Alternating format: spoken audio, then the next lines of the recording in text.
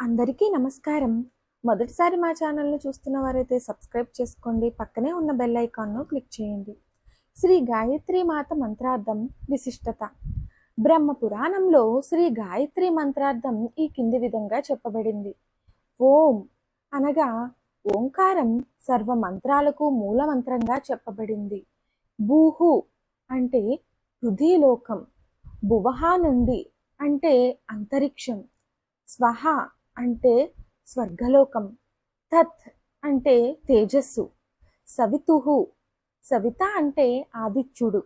వరేణ్యం అన్నవరేణ్యం అంటే ప్రజాపతి.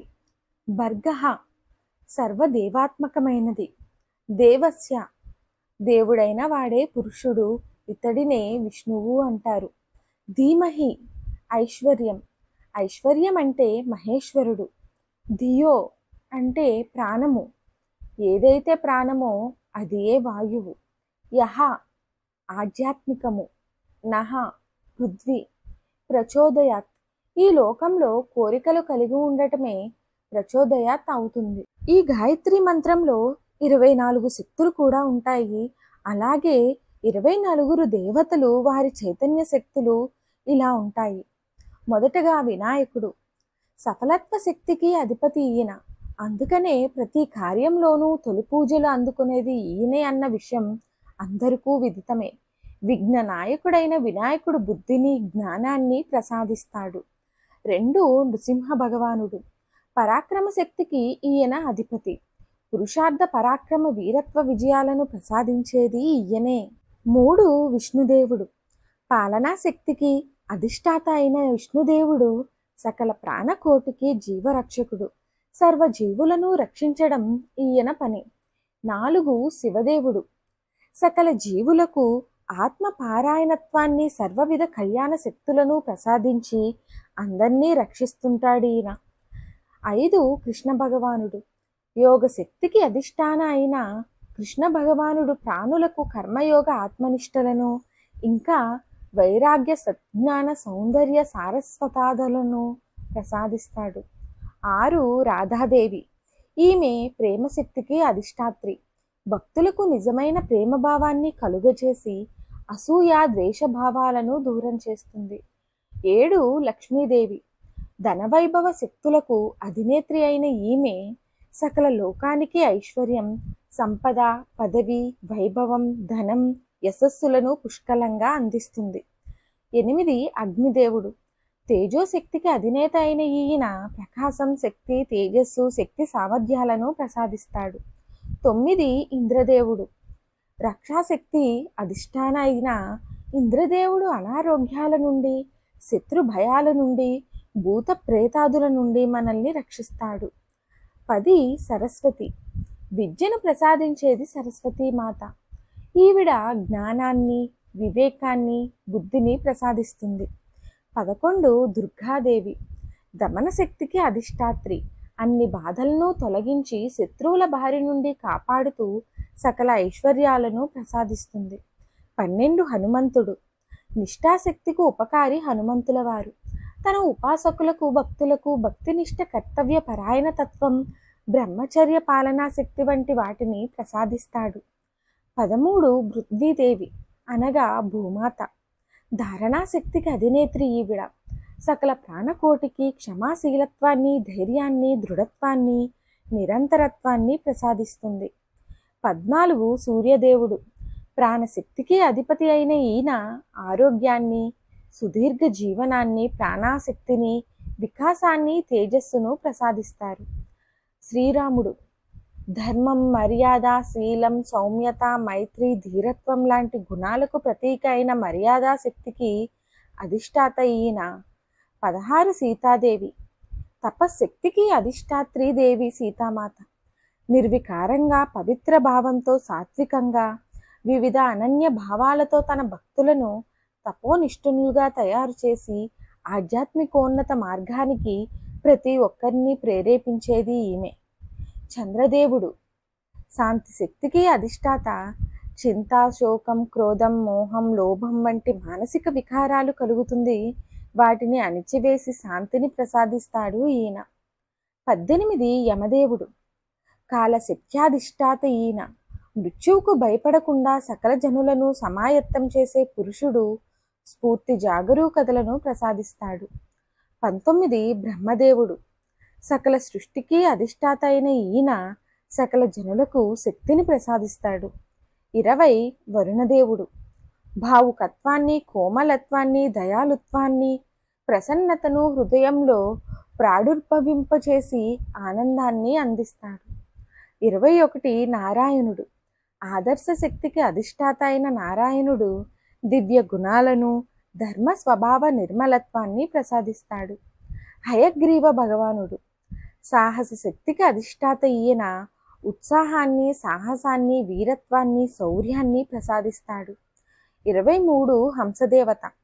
వివేక శక్తికి అధిష్టాత్ర ఈమె. హంస యొక్క క్షీరవీర వివేక జగత్ ప్రసిద్ధమైనది.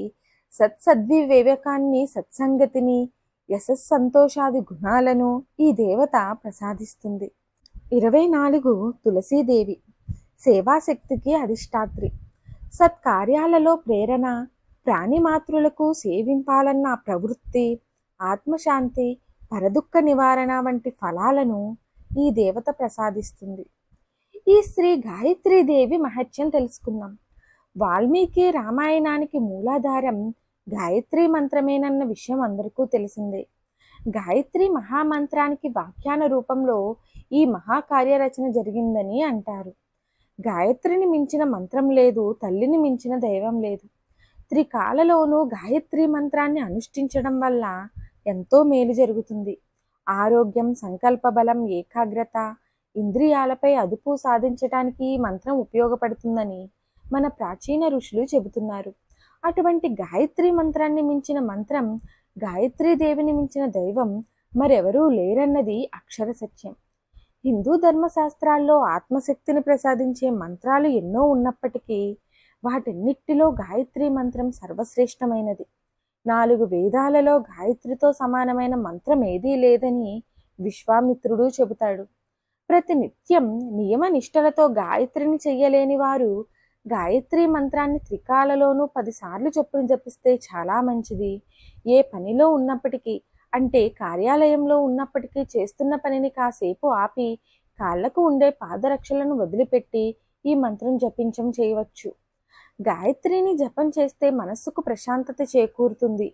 గాయత్రి మంత్రంతో పాటుగా ప్రతి ఒక్కరూ ఓం నమో గాయత్రి మాత్రే అని ఎన్నిసార్లు వీలైతే అన్నిసార్లు జపిస్తే తప్పక సత్ఫలితాలను పొందుతారు. శ్రీ గాయత్రి మాత అనుగ్రహం తప్పక లభిస్తుంది.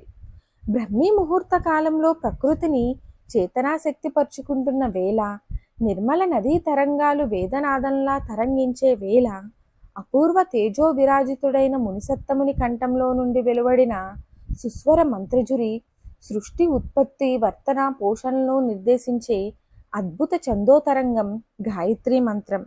ఆ ఋషిసత్తముడు మరెవరో కాదు, సృష్టికి ప్రతి సృష్టి చేసిన అపూర్వ తపోబల సంపన్నుడు విశ్వామిత్ర మహర్షి. ఆ మహర్షి తపశక్తిలోంచి వెలువడిన మంత్రం గాయత్రి మంత్రం.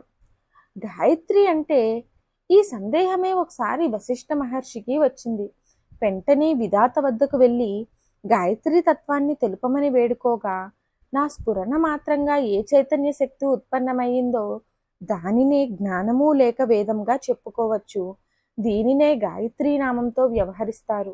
నా నుండి అగ్ని, అగ్ని నుండి వాయువు, వాయువు నుండి ఓంకారం, ఓంకారంతో హృతి, హృతితో వ్యాహృతి, వ్యాహృతితో గాయత్రి, గాయత్రితో సావిత్రి, సావిత్రితో వేదాలు, వేదాలతో సమస్త క్రియలు ప్రవర్తితమవుతున్నాయి అని బ్రహ్మ తెలియచేశాడు.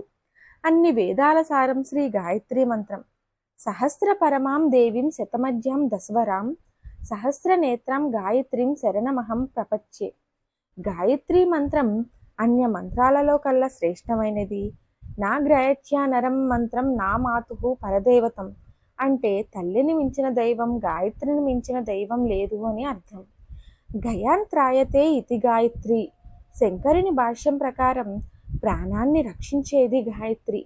గాయత్రి అంటే ఒక స్వతంత్రమైన దేవి, దేవత కాదు.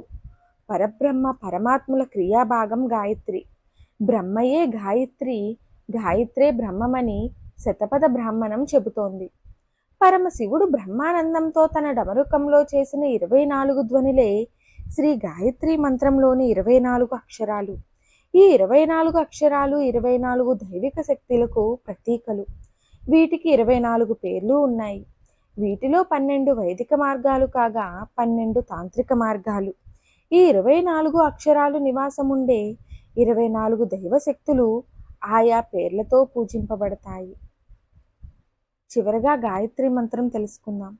ఓం భూర్భువస్వః తత్సర్వితుర్వరేణ్యం భర్గో దేవస్య ధీమహి ధియో యోన్నః ప్రచోదయాత్. ఈ వీడియో కనుక మీకు నచ్చినట్టయితే ప్లీజ్ లైక్ చేయండి, షేర్ చేయండి, కామెంట్ రూపంలో మీ అభిప్రాయాన్ని తెలియచేయండి. అలాగే మా ఛానల్కు కొత్తగా వచ్చిన వారైతే సబ్స్క్రైబ్ చేసుకోవడం మర్చిపోకండి. పక్కనే ఉన్న బెల్ ఐకాన్ను క్లిక్ చేయండి.